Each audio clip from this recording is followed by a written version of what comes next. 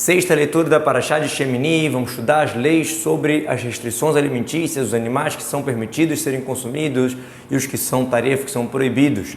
Disse Hashem para Moshe e para Aharon, para dizer para eles, para Moshe falou, para falar para Aharon, para dizer para eles seria para Elazar e para Itamar, outra vez para eles seria para o povo de Israel. Então no próximo passo que a gente vai ver, falem para o povo de Israel, então já está falando. Então como assim falar para eles? Primeiro falar para os filhos de Elazar e Itamar e depois para o povo de Israel. Falem para o povo de Israel dizendo o seguinte: este é o animal selvagem que vocês vão consumir, de todo o animal que está na terra. Fala Hayá, que é o animal do campo, e Behemá, que é o animal da casa. Falem para o povo de Israel, ou seja, todos vocês são emissários nessa missão, porque todos ficaram quietos e aceitaram o decreto de Deus com amor do falecimento dos dois irmãos, dos filhos de Aharon, dos filhos de Aharon, dos sobrinhos de Moshe, os dois que faleceram, Nadav e Avihu. Zot Ahayá.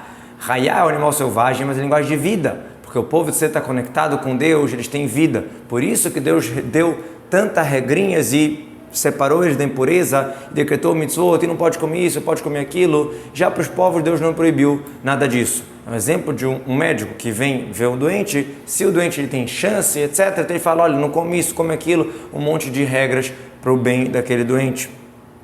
Zotahá, esta é o animal selvagem, daqui a gente vê que Moshe estava segurando o animal e mostrando, apontando, Zot, mostrando essa sim, essa não, essa sim, essa não, e inclusive nos insetos da água também ele fez isso, e na ave também, como está escrito, esses vocês vão abominar, esses vocês não vão comer, ele apontou. Nos insetos comuns está escrito, Vezelachem também, esse é o impuro. Então Moshe mostrou cada tipo e tipo, qual que podia e qual que não.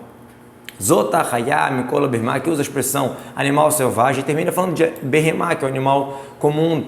Daqui a gente entende que a palavra Behemá inclui na palavra Hayá, muitas vezes é usada uma palavra que inclui o grupo todo de animal. Então todo animal dos mamíferos que ele é mafreset parsá, que ele tem o casco partido e é totalmente fendido até o final, e que é ruminante no animal, essas vocês vão comer. Mafreset, como a tradução do Unca Sedica, que é partido. Parsá é a planta do pé, que vai até o final. Veshossat, essa que é dividido de cima até embaixo em dois, como se fossem duas unhas. Como a tradução fala, uma tilfin, a tradução do Unca, ou seja, tem muitas vezes que o casco ele é partido em cima, mas não é dividido totalmente embaixo, que embaixo está conectado, aí não serve, tem que ser totalmente fendido. Malá gerá, que quer dizer que sobe gerá, que ela sobe a comida de volta, ela vomita, entre aspas, a comida do estômago e devolve para a boca para moer novamente, para mastigar novamente. Em português fala ruminar. Gerá, assim é o nome desse vômito, dessa comida que volta, e pode ser que venha da palavra maimanigarim, água que escorre, que vai escorrendo atrás da boca. Outra tradução dos pishra, que é de derreter, dissolver, porque justamente através da gerá a comida ela vai se dissolver mais. No animal era para estar escrito, olha, se é casco fendido e ruminante, pode comer, porque tem que citar de novo Babermá, já falou, esse é o animal que pode, contém esses dois sinais. Esse Babermá vem te ensinar quando um feto é encontrado na barriga da mãe, Babermá dentro do animal, que você faz a shechitá e encontra um feto ali que pode ser consumido. O tartorrel, essa você vai consumir, e não um animal impuro. Por mais que já está escrito em outro lugar que não pode comer um animal impuro, um animal que não é kasher, aqui quando fala esses vão comer, está dando uma mitzvah, se é uma mitzvah ativa de não comer o taref. Então, não comer o taref é também uma mitzvah ativa de comer kasher, e também lotase, proibição de comer um animal que não seja desses sinais. Porém, esses vocês não vão comer, dos que podem chegar a ruminar e ter casco fendido, que pode ter um dos dois. Por exemplo, o camelo, que ele é ruminante, mas ele não tem o casco fendido, então ele é impuro, ele é taref. E o chafan, o coelho, que também ele é ruminante, mas ele não é pata fendida, ele é impuro, ele é taref. E a lebre, que ela também rumina e ela não tem a pata fendida, então ela é impura. Interessante que analisaram durante muito tempo a lebre, acharam que ela não era ruminante, depois de muito tempo pesquisando, acompanhando, viram que demorava muito, mas sim, ela rumina. E o porco, que ele tem pata fendida e é dividido até o final, mas não é ruminante, ele engana, ele mostra o seu casco fendido, mas na verdade ele não é kasher, porque ele não é ruminante, ele é também impuro, impróprio para o nosso consumo. Das suas carnes vocês não vão comer, e na carcaça deles vocês não devem tocar, são impuros para vocês. Como assim da carne não comer? Aqui a gente está falando sobre esses 4 animais aqui que só tem um dos 2 sinais. E os outros animais que não tem nenhum sinal de pureza, que nenhum dos 2, então a gente fala, bom, é uma dedução óbvia. Se esses 4, que eles têm um dos 2 sinais de kasher, eles não podem ser consumidos, obviamente que os outros que não têm nenhum dos 2 também são totalmente taref. Das suas carnes, ou seja, a proibição aqui, ela vai especificamente sobre a carne, não sobre ossos, tendões, chifre, casco, que não são exatamente carne. O que quer dizer não tocar na carcaça? Será que o povo tem alguma proibição de tocar na carcaça, de se purificar? A gente sabe que os Kohanim, eles têm uma proibição de se purificar para morto, e o Israel comum, que não é Kohen, não tem essa proibição. Então, seria uma dedução lógica que se até a impureza de morto, que é muito mais séria, o Israel não tem problema de se purificar, muito mais de uma nevilá, de uma carcaça morta, que é uma impureza mais leve, não teria por que ser proibido. Por que está falando aqui que não pode tocar? Está querendo dizer no regel, nas festas, Pesach, Shavuot, Sukkot, que o povo vai para o Beit HaMikdash. Então, olha, não vamos se purificar com essa carcaça, porque você precisa ir fazer o Korban e ir no Beit HaMikdash. Agora, esses vão comer dos que estão na água, daquele que tem barbatana e escamas na água, nos rios, nos córregos, esses vão comer. Snapir é o que ele nada com eles, né? A barbatana que ele usa para nadar, e casqueset são as escamas, as casquinhas fixas nele, como fala Sirion cascacimo, né? Chama um colete de várias cascas. Todo aquele que não tem barbatana e escama nos rios, nos córregos, de todo tipo de inseto da água, toda a alma que tem na água, todo tipo de animal, ele é abominável, ele é proibido para vocês. A palavra sheretz sempre dá a entender algo que é pequenininho e que fica rastejando, andando pela terra. Vesheket ulachem, isso aqui vai ser abominável para vocês não vão poder comer da carne deles e também a carcaça é impura, como a gente falou, que se a pessoa estiver na festa, Yom Tov, no Beit HaMikdash, não pode tocar. Vesheketziyu vai ser para vocês abominável. Aqui vem proibir também a mistura. Se deu o gosto, né, aquele animal que não é kasher, aquele peixe que não é kasher, deu gosto em outra coisa, também não pode comer. As carcaças você deve enojar e abominar, vem incluir aqui até aquelas pequenas larvas que quando você separa elas da água, filtrando elas ficam proibidas também de consumo. Todo aquele que não tem barbatana e escama na água, ele é abominável para vocês, ele é proibido. Por que tem que falar isso? Ele já falou, só pode comer o que tem barbatana e escama.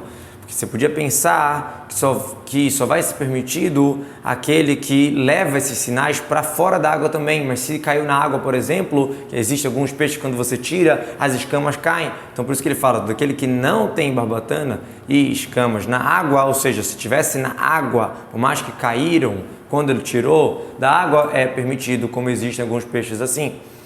E esses vocês vão abominar das aves dos voadores, não podem ser consumidos porque são abomináveis para vocês. E aqui vem uma lista de aves que não pode comer. A Torá, quando ela relata alguma coisa, ela vem sempre facilitar. Então, as aves, ela fala que não pode, quer dizer que todas as outras podem, que existem mais aves que pode do que não pode. Porém, a gente não tem a tradição hoje em dia para saber de todas as aves. Mas a Torá vai dar a lista dos que não pode, na questão das aves. O Nesher, a águia, o pérez, a ozinhá, não devem ser consumidos. Daqui a gente fala que também quem dá para as crianças tem uma proibição. Loierro, não serão consumidos. Essa é a linguagem, que não serão consumidos por você. Ou talvez está querendo proibir o proveito. Então está escrito lotochlu, não pode comer. A proibição é só consumir, não ter proveito. Toda ave que está escrito leminar para a sua espécie, leminou, lemineu, quer dizer que existe naquela espécie alguns que não são tão parecidos, nem na aparência e nem no nome, mas são da mesma espécie. Então a autora fala, olha, esse para a sua espécie, ou seja, todos que são da mesma espécie, por mais que pode parecer diferente, são proibidos. A ayá, leminar com a sua espécie, todo tipo de corvo com a sua espécie, Abata Yaná, que é o avestruz, Tarmaço, Charfo, Netz com a sua espécie, que em francês arcaico seria Ashpurir. Quem quiser pode olhar no Rumash em português a tradução, porém tem uma grande discussão sobre essas espécies também. O Kos, o Shalach, o Yanshuf. Shalach, esse nome os sábios explicaram que ele cholê, ele pega o peixe do mar, ele consegue olhar e ver, por isso que um cristador vê Shaleinuna, ele tira o peixe. Kos e Yanshuf são aqueles que gritam de noite e eles têm lesatot, eles têm um tipo de bochecha como o ser humano, e tem um outro parecido também que é chamado ibu. E o Tinshemet, o Ka'at, o Raham. Tinshemet é o que é chamado em francês de Kalba Shritz, é parecido como um rato que voa de noite.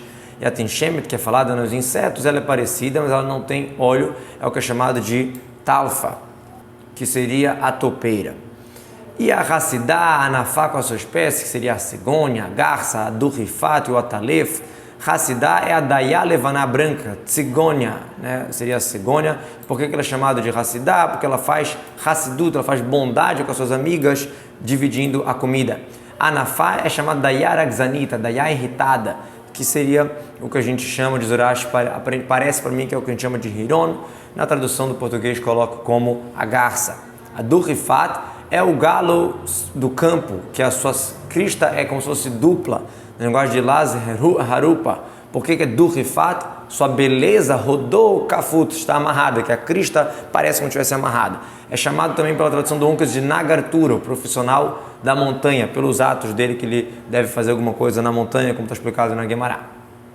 Todo inseto da ave que anda sobre quatro, ele é abominável para vocês. Sheretzof são os menorzinhos, pequenos, como mosquitos, vespas, outros tipos de gafanhotos também.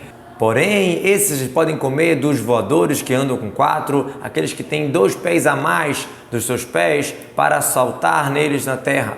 Alarbá, sobre os 4 pés, acima dos pés, como assim, próximo do pescoço, eles têm mais tipo 2 pés, fora dos 4, e quando ele quer voar e pular da terra, ele se fortifica, se apoia naqueles 2 pés e voa. E tem alguns que eles chamam de langosta, mas a gente não sabe, diz Urash, nós não somos peritos saber os sinais, porque existem alguns sinais de kasher para comer o gafanhoto, que existe em gafanhoto kasher. Quais são? Além das 4 patas, 4 asas, carsulim, são esses pés a mais que tem aqui, suas asas têm que cobrir a maioria dele, e todos esses sinais realmente se encontram nos gafanhotos que a gente tem entre nós. Porém, como a gente vê que tem diferenças, diferentes tipos de gafanhoto, tem uns que tem cabeça mais comprida, tem uns que não tem rabo, tem uma diferença, e uma das exigências para ser kasher é que seja o nome Hagav, e isso a gente não sabe separar, não sabe falar se esse é Hagav ou não. É uma questão de tradição para poder comer o gafanhoto. Esses vocês vão poder comer o arbê, o solam, o hargolho, o hagav. Essas espécies são lemineu, com todos os parecidos deles, são permitidos. E todo inseto voador que tem 4 pés são abomináveis. Por que a gente tem que falar isso? A gente já falou antes, vem ensinar que se tiver 5, né, e tiver as condições que a gente falou antes, vai estar kasher. E para esses vão se purificar, quem toca na sua carcaça vai se purificar até de noite. Esses que vão falar já aqui na continuação embaixo, tem titamal, que não está mandando se purificar, está falando que se você tocar, existe uma impureza. Todo aquele que carrega essas carcaças deve lavar suas roupas, né, e mergulhar no mikve e vai estar impuro até a noite. Toda vez que fala carregar, a tomar de carregar, ela é mais rígida do que a tomar de tocar, que ela precisa também lavar as roupas. Não só a pessoa tem que se purificar, as roupas que ela está vestindo também tem que ir para o mikve. Para todo animal que ela tem o casco dividido, porém não é dividido até o final, é fendido, mas não até o final, e ela não é ruminante, então eles são impuros, são taref. Todo aquele que toca na carcaça desses animais está pegando a impureza. Uma fresta de passar, vexesse na choçada, por exemplo, o camelo, que ele tem dividido em cima, mas embaixo é unido. Aqui a gente aprende que o animal, uma carcaça de um animal taref, ele impurifica. E no final da paraxá a gente vai ver também sobre o animal kasher, o animal puro, o animal kasher, que se estiver morto também existe uma impureza.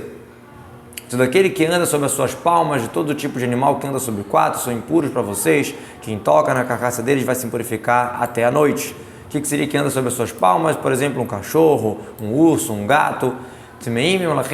Tocando na carcaça você pega a impureza. E se você carregar a carcaça, então não só a impureza vai para a pessoa, também para as roupas devem ser lavadas e vão ser impuras até a noite. Eles são impuros. E aí de novo esse passuco. E esses são os impuros dos insetos que rastejam sobre a terra, o role do arbar, seria tipo o rato, o tzav, o leminil da sua espécie. Essas impurezas que a gente está falando aqui agora já não é mais para a proibição de consumo, que obviamente elas são proibidas, sim a impureza de tocando, né? E que se a pessoa tocar nesses animais, ele pega a impureza e ele vai ser proibido de comer trumá ou kodashim e entrar no Betamigdash, tocando nesses animais aqui, nesses insetos. A roled é o chamado mostila em francês, o tzav é o fuyet, que parece com um sapo, e o anaká, o koach, o homet, a tinshamet, Esses todos, Hirion, Lízeda, Limpsa, Talfa, são vários tipos de insetos que se tocar tem impureza. Então esses são impuros em todos os insetos, quem tocar neles, no corpo deles, ao morrerem, está impurificado até a noite.